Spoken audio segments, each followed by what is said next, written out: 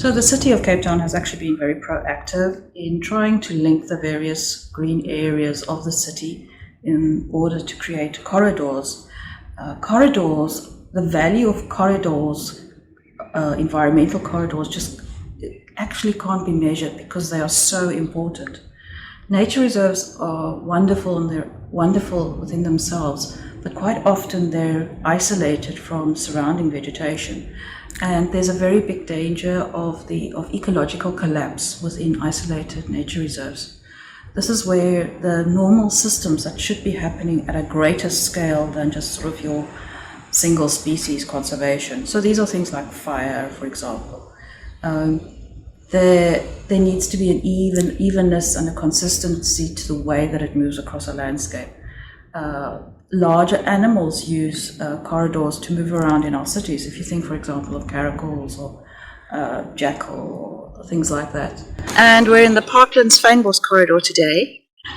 This site was burnt as a part of the city's controlled burn by the city at the beginning of the year.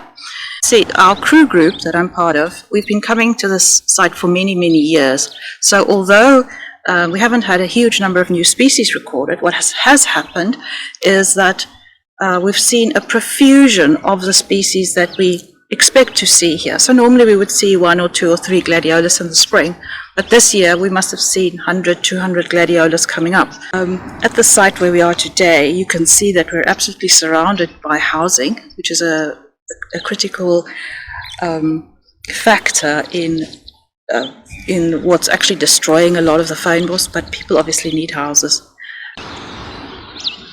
But it also gives us an opportunity to engage with the developers, who are the people who own the land, and to conserve those elements in the landscape which have the highest rate of biodiversity.